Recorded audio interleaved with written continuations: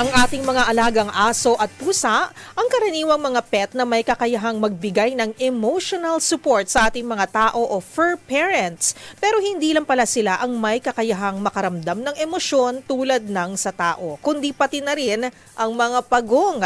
Ayon sa bagong pag-aaral, ang mga red-footed tortoise ay may kakayahan ring makaramdam ng emosyon tulad sa tao, partikular ng optimism at positivity. Ang mga detalye sa bagong discovery na ito, panoorin sa Expert's Opinion Report ni Rovic Manuel. Tuwing tayo ay nalulungkot, isa ang ating mga alagang aso sa mga hayop na may tinatawag na sixth sense, kaya't nararamdaman ito kapag hindi maganda ang ating mood o kailangan ng emotional support ng kanilang fur parents.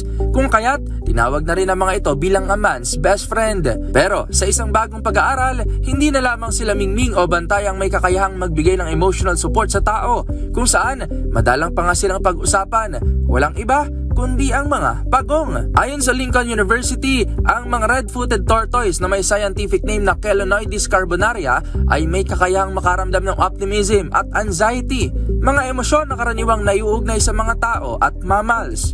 Sa isinagawang eksperimento, 15 pagong ang sinuri upang alamin ang kanilang reaksyon sa tinatawag na cognitive bias, isang uri ng test kung paano naapektuhan ng emosyonal na kalagayan ng isang hayop ang kanilang paghatol at paggawa ng desisyon. At base sa resulta, ang mga pagong na lumaki sa mas masigla at stimulating na kapaligiran ay mas nagpapakita ng optimistic na pag-uugali o ika nga nila, mas positibo ang tingin sa mga bagay-bagay.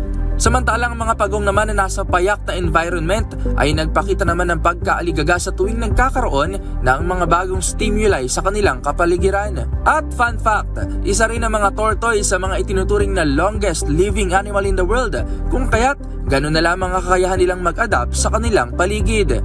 Dagdag pa ng pag-aaral, ang panibagong kaalaman daw na ito ay maaaring maging basihan para sa mas maayos na pangangalaga sa mga pagong, lalo na sa mga namamalagi sa bahay bilang pet o sa mga pasyalan tulad naman ng zoo. Ito rin ang nagpapatunay na ang pagpapahalaga sa emosyon ay hindi lamang dapat sa mga tao, kundi sa iba pang buhay na nilalang na posible nating makasalamuha araw-araw. Para sa MBC TV Network News, ito si Rovic Manuel ng DZRH TV, una sa Pilipinas, una sa Pilipino.